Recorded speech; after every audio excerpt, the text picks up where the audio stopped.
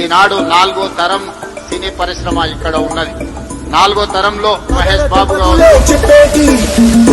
తోడతడే తరతరాల మిసీటి దాటే చిరువేకువ జాడతడే తరతరాల మిసీటి దాటే చిరువేకువ జాడతడే తడే తడే.